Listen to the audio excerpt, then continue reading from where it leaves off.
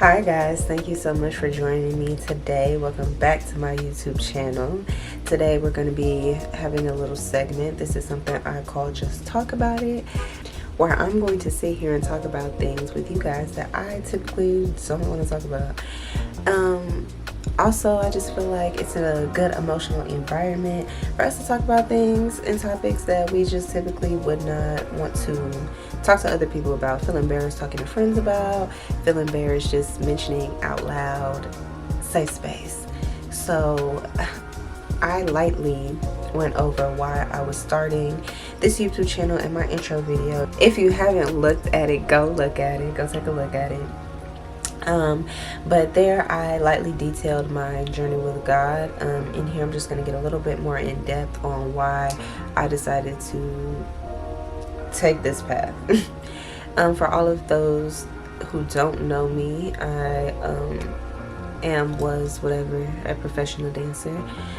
So I was very deeply rooted into the industry, or what I could get out of the industry. No, let me stop. But no, for real. For further background, I went to school for music. I wanted to be a film scorer, production, all of that, all of those things, cinematography. I love all of those things. And I was gonna let dance lead me there. So I was doing good. I was living in my nice little apartment, I had a cute little, situation going on. I was excited about moving forward on that path. I thought dance was it. That was gonna be the move, you know what I'm saying? And in some extent it was, but God was just like, okay, I feel like you need to focus on yourself more. This is probably the third time I'm restarting this YouTube channel. I feel like talking and being vulnerable is something that God has been calling me to do, and I've been running, like, not just a slight jog. I'm talking about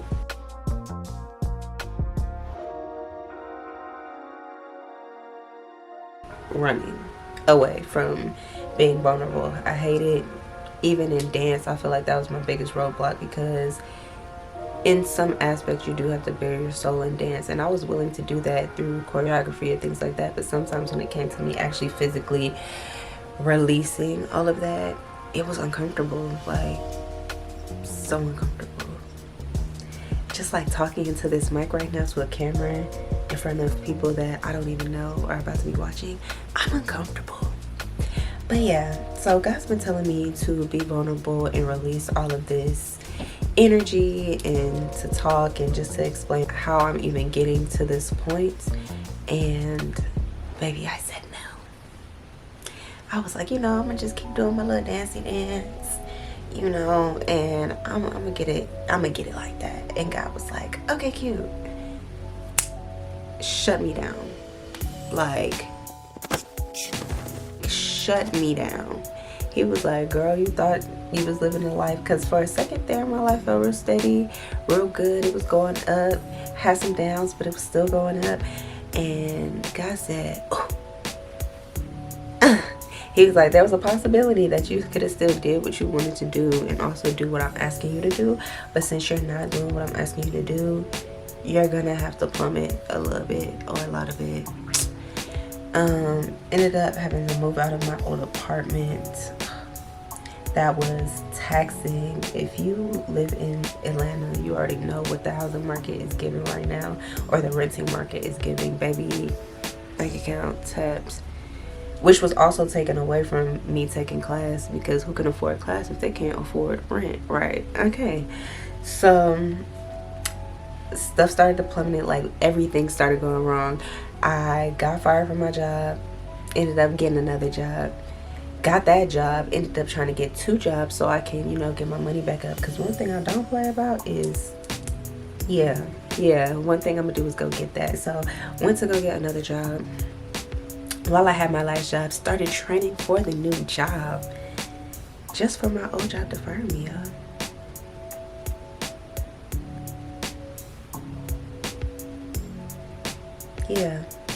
Yeah, just for them to fire me because I had commentary. Let me tell y'all, if I see something going down in a business and I'm just like, you're supposed to carry yourself as a business, I will say something about it. I'm not going to badger you. I'm not going to, none of that. But I'm going to let you know, IP. You know what I'm saying? So at this particular job, we wasn't getting paid properly all the time. Like, I would have to rerun my numbers to make sure I'm getting paid what I'm supposed to be paid. And then when it was less than what it was supposed to be, I'm like, where's the money? Where's the money, LaShondra? Where is the money, LaShondra? Like, for real. Because I know when your check comes, it's not messed up. So when my check comes, why is mine less than what it's supposed to be, baby? Everybody got to pay rent on the 1st. And if I got to pay a late fee because of you, it's going to be me and you. So, you know, first time I'm like, okay, because I understand everybody can go through some. I understand everybody can go through some. I'm not knocking that. Things happen. People go through stuff. It might be hard to deal with. Cool. But when it starts affecting your business, or not even your business, because this is a manager, this isn't even your establishment. When it starts affecting other people's livelihood, I feel like that's a problem. Because your check is right every week. Why my check not right? Anyway, fast forward. I speak up about that job. Things still are going, you know, rocky. Sometimes we're getting paid right. Sometimes we're not getting paid right. Baby, I had 1 week where I had to get that money in and for rent and pay for something else as well. So I'm just like, guys, I don't have time to be nice this week. What's going on with the checks? Oh, we're gonna have to wait until next week? Absolutely not. Somebody cut me a check right now. Because I already done worked the hours. I already done got the tips. I already got the screenshots of the tips. I already made my money. Where is it? Where is it? Right? So they end up cutting me a little check, and then there's a misunderstanding about me coming in. So let me ask y'all. So we have this thing where it's like somebody can call in or whatever. We have call-ins. Like, if it so happens to get busy, we could call you in for this day. Cool. Initially, they're like, we don't need you today. I'm like, okay, I can go train at my other job, which was up the street. I can go train at my other job today. Perfect, works out for me. I get a text message from my manager at the time saying, hey, we need to take your on-call. I said, you need to take it? I'm like, they're like, yeah. I was like, okay, well, I literally responded back, okay, yeah, you can have my on-call. You can take it if you're gonna work it. You can go ahead and work it.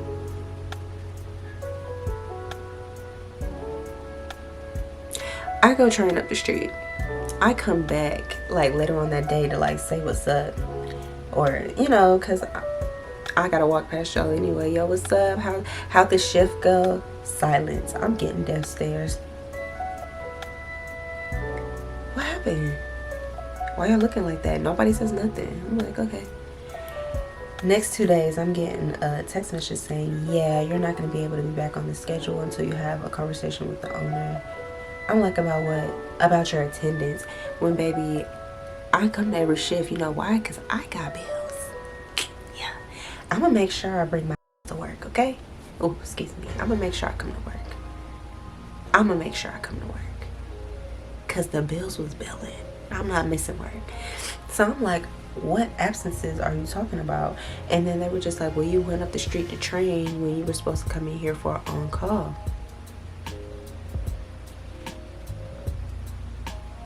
I got the receipts saying that somebody was taking my on-call. Taking means I need you to come in and I'm taking your on-call, are two different statements, right? Cool. Didn't argue because I had a job already. I was like, you know what? I'll talk to the man when I talk to the man. Just let me know when y'all need me so we can talk and I can get back on the schedule. Fired. So there's that. Then I'm at the job that I'm currently at now. All this hype about, yeah, making XYZ amount every shift. And let me tell you how God is very intentional. I've had probably about 5 jobs in the last year and a half. Started from that Amazon situation all the way until now. And every time I went to a job, I'm very intentional. So for training, I'm asking all the employees, how you like the job? Where do you stay? Are you making enough money to make your rent? Yeah, I'm making X, Y, Z amount. I'm making this, I'm making that, blah, blah, blah, blah. Everybody's making money. Everybody's making money. So I'm like, okay. And I even ask numbers because sometimes your amount might be different from my amount as to like what is sustainable for you to have income. You know what I'm saying? Because some people just enough is okay. Like, you're not worried about saving, you're just worried about rent, base rent, that's it. No going out fun, like, you know, you just stay in the house, like that's your budget. But for somebody who wants to dance, wants to take class, wants to have a savings, wants to do all this, a certain number is necessary in order for you to put that money into specific places. So I'm asking people numbers. How much you make a week? Honestly, how much you make a week? How much you make a week? Because if it's not enough, I ain't finna go through the training. You know what I'm saying? Everybody's telling me, oh, we make this amount, it's enough, it's enough, it's enough, it's enough. I make this much, I make this much, I make this much. I'm like, okay, that sounds amazing. That's right up my alley. That's my number. Baby, will you believe every time I got into a job space where they were saying, yeah, we're making a lot of money, yeah, we're making a lot of money, I get to that job and establishment, now they ain't making no money. I'm like, God, I got bills. I'm a hard worker. I don't mind going out to establishment, talk about hire me, resumes in hand. Like, I don't mind. Because again, yeah, I like to have it in my back pocket. I don't like not, even if I don't like a job I'm at, I'm not leaving that job until I have another job to make sure there's no lapse in pay. You know what I'm saying? So I'm like, God, I am doing everything that I feel like I'm supposed to do to be a responsible adult. Why is it every time I'm picking the right establishments? Because everybody's making money. And I peeped before I even started working there that people was making money just based off of what I tipped. You know what I'm saying? I'm going to places that I go to. And every single time, they wasn't making no money. And guess what? Believe it or not, the minute I would leave a job, back on schedule, back to regular schedule programming. Even at the establishment I'm at right now, they was just like, I don't know what's up with you, but every time you work, I don't know, people do not be coming in. And it's not because of my service, because I've asked people, like, you know, as far as my service goes, first of all, even if I didn't ask, I know I serve people like how I want to be served, because that's my occupation. I'm a server. So I serve people the way I would like to be served. So I know it's never an issue. And the tips when I do serve people reflect that I'm good at what I do. So I was just like, God, it cannot be that. I'm applying from job to job to job to job to job. And every time I'm not making enough to cover what I need to cover. If I get in a position where I am making enough, you're cutting it off. And I was so frustrated and confused because I'm like, why are you doing this? And it took me to sit down and really talk to him, for him to be like, girl, because you're doing everything but what I asked you. I'm asking you to share your experiences or share what you're going through or to talk about me, and you have yet to do that. He was just like, so I got all these distractions out your way. You work too much during the week, now you don't. You had all these classes lined up. You wanted to take 3 classes in a day, and that's what's eating up your afternoon. Now it's not, because now you can't afford to go to class, right? So he was just like, and I'm gonna be real, y'all. Like, I've always been a Christian my whole life, but I would like to think that I'm a born-again Christian because I wasn't even diving into the word. I wasn't praying every day. I wasn't doing the things that I needed to do in order for my relationship with God to grow. And he pretty much told me, like, it's getting down to the wire, girl. Like, you're gonna have to lock in. You're gonna have to lock in with me, or else you're not gonna make it. And I was just like, okay. Still applying for more jobs. Still trying to take dance classes. still wasn't into my word, still wasn't doing all of those things. And then it just hit me. I actually started reading the Bible because of somebody that was at Amazon. Shout out to you, Michael, wherever you are. But I remember my 2 coworkers at Amazon, they were having a debate about something that was in the Bible. And me thinking that I've been in the church, I grew up in the church, like I should know what y'all talking about. They were talking about a story, I can't even remember what it was, but I was like, I couldn't even put forth any input because I wasn't into my word like that. They both could have been wrong. They both could have been lying, and I wouldn't know. And that's when I was just like, wow, I can't even defend God in a public space. Or if it was an atheist trying to throw, like, you know, a scripture at me, like, oh, well, I read this, is that, and third. I could not confirm nor deny whether they were right or not. And as somebody who used to be a great debater, I like to be informed. I like to know like what I'm talking about, and I like to be included in conversations, because that's a lot of what networking and things like that is like having common knowledge on something and being able to elaborate and talk about that.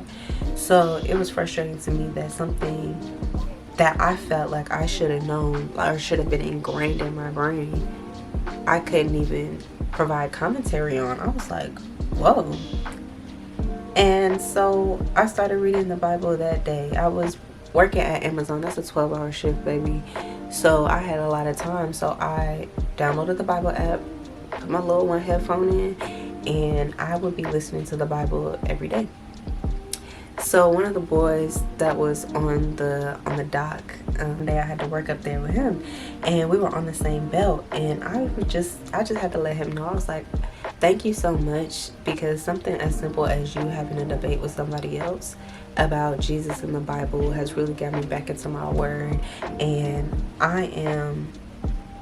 I'm thankful for that, because I don't think I would have gotten back into it without that epiphany or that moment. And he was just like, oh, like, you're good, whatever, if you ever want to talk about something, just let me know. Mind you, I'm like 23 at the time, and he's like 19.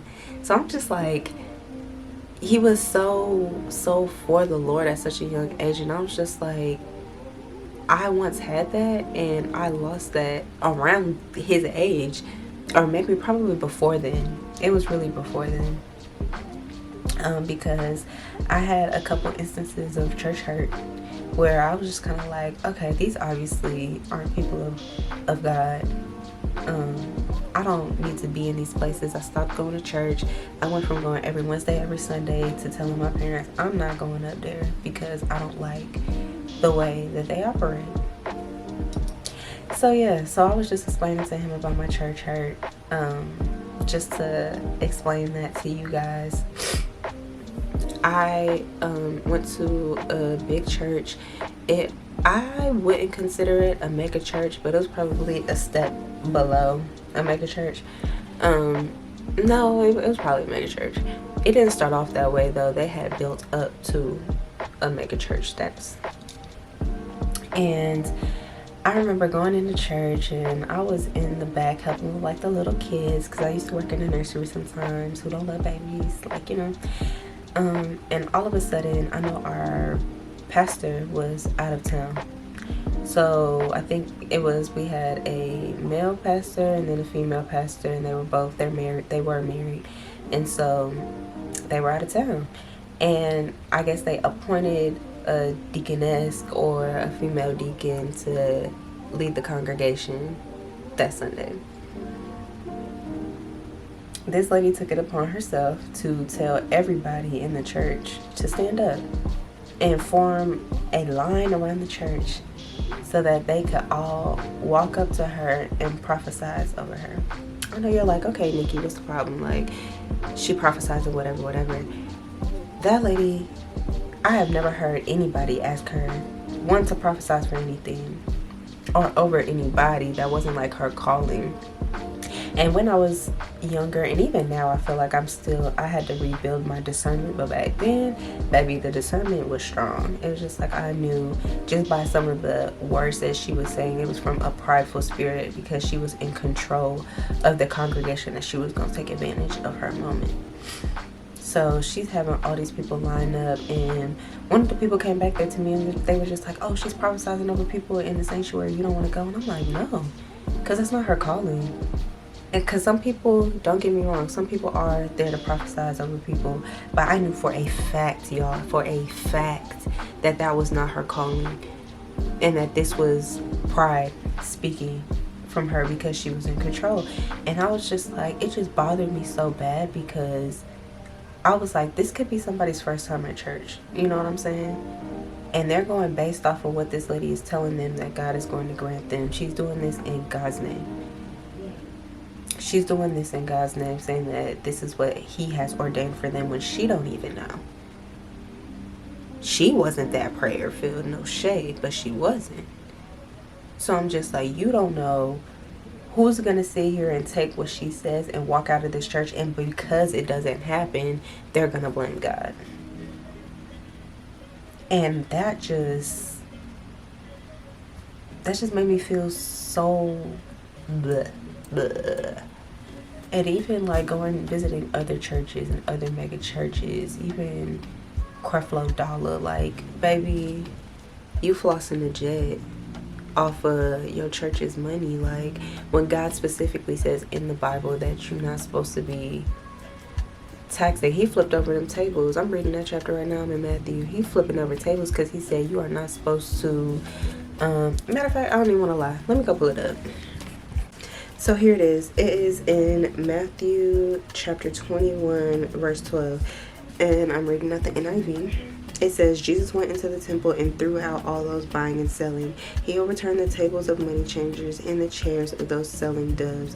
He said to them, it is written, my house will be called a house of prayer, but you are making it a den of thieves.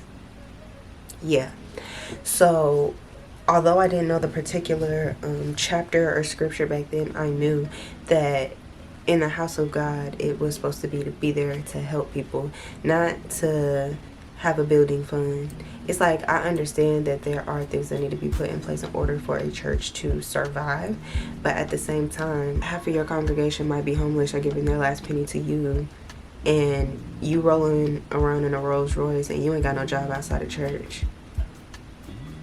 Another red flag, I feel, it's like, if your pastor do not have a job outside of church,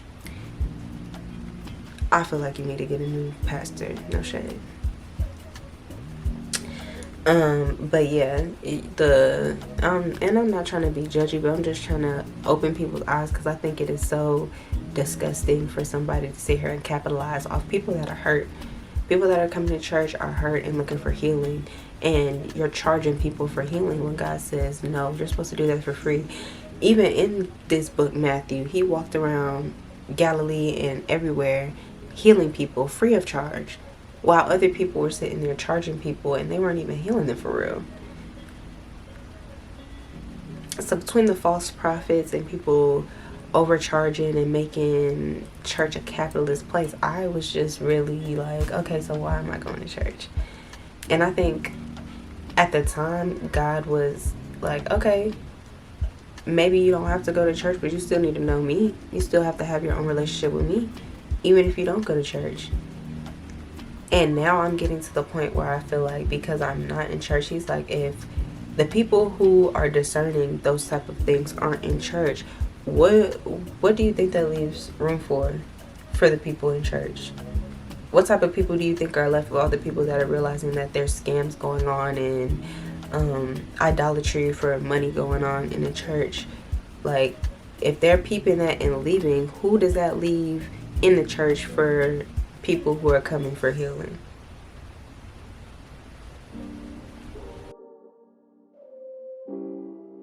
I know that was like a whole left tangent, but I just had to explain to y'all what I was explaining to him when I was just like, yeah, I don't think church is for me, or I don't know how I was going to build my relationship with God, because I really didn't, because I was only building it in church. Outside of church, I was doing me. Like, plain and simply put, I was doing me. whatever that was. And baby, it was literally whatever. Oh my God. But yeah, so I was talking to him about that, and I really feel like God sent him. He was like an angel, honestly, because he just got me so into my faith. Anytime we would talk at lunch, we were talking about God, and he'd be like, oh, how far did you get in your chapter? Oh, he would know where I would be at. And I was only reading the King James Version. I wasn't reading like the NIV or anything. So some translations I would be like, I feel kind of weird about this, and I would talk to him about it. And I was like, how do I know I'm listening to God and not listening to me? Because there would be some things where I'm just like, I don't know if that was me or not, if that little thought that popped into my head was me or if it wasn't. And he told me something that I still feel like rings true now when I'm trying to debate on whether it's me or whether it's God. And he was just like, that little voice that's barely above a whisper, he was like, that's God. He was like, all the things yelling at you to do X, Y, and Z, or oh, bump that, don't do that, don't do that. He said that little itty bitty voice at the bottom of your heart, that be like, not fighting, because God is a king. You feel what I'm saying? He ain't gotta fight. He ain't gotta push and pull. He ain't gotta do none of that, because he knows at the end of the day what he got going on is what's supposed to be going on for you. And if you don't want to listen, he gonna be like, all right, try to tell you. And I feel like that's ring true. And he said, even communication wise, he was like, when you want to talk to God, he was just like, he compared it to a parent. He was just like, when you were in middle school, high school, or you went out somewhere, your parents wanted you to contact them, be like, hey, even if it was a quick like, hey, I'm just here, they would want to hear from you. Or if you go off to college and it's the weekend, it's just like, oh, how you doing, baby? Like, I just want to. He was just like, they would want to check in. He was just like, now imagine that you never checked in. How you think your parents would feel? And I was just like, dang. He was just like, that's how God feels. He's everybody's father. He was just like, so even if you're going through something bad, or you're going through something that you don't want to talk to anybody else about, he was just like, check in. He's like, that's really what prayer is to check in and to also let God know what you're going through. Granted, he already knows, obviously, but he wants you to know that he got you throughout whatever it is. And the more you talk to him, the more he's going to guide you onto a path that's right for you versus what you think is right for you.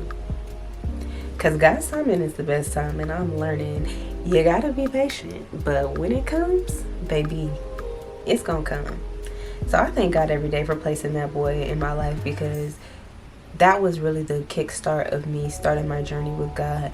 And I was supposed to come on here and do like Bible studies and things like that, but I did not feel qualified enough to do any of the sort, because I was like, God, I don't even know the Bible like that. He was like, okay, then read it.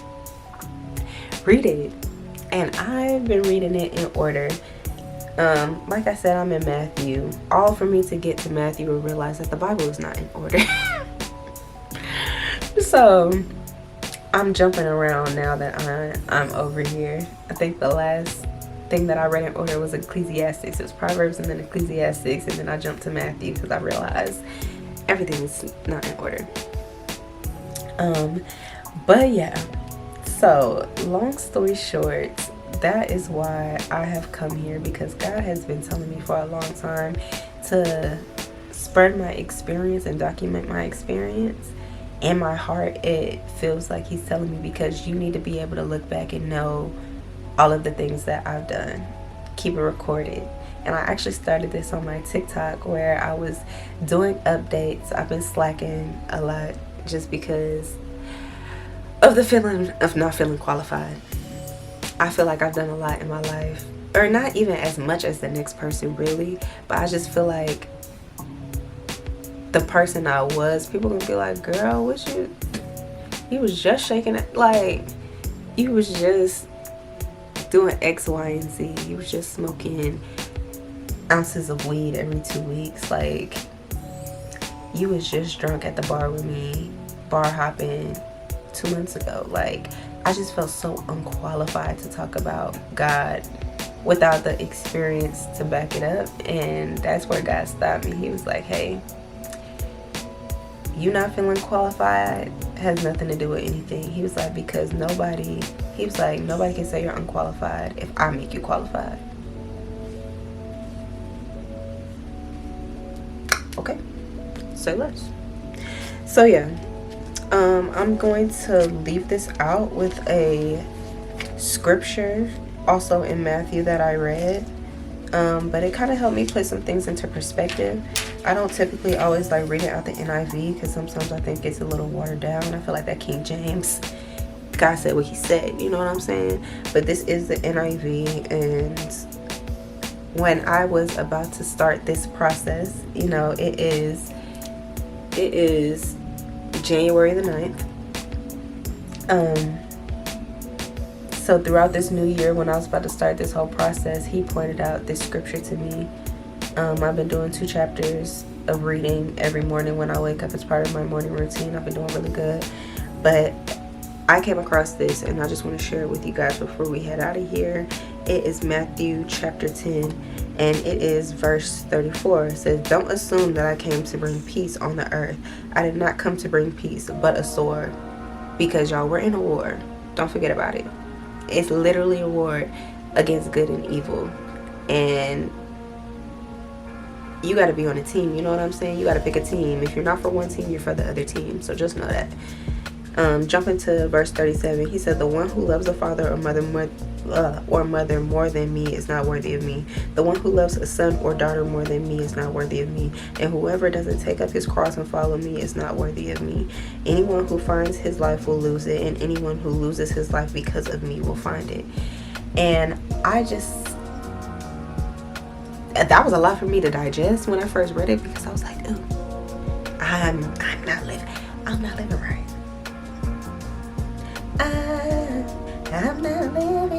right. You know what I'm saying? Like, I just feel like I wasn't doing what I was supposed to do. But also, he took it to the extreme to say a father, mother, brother, sister, son or daughter.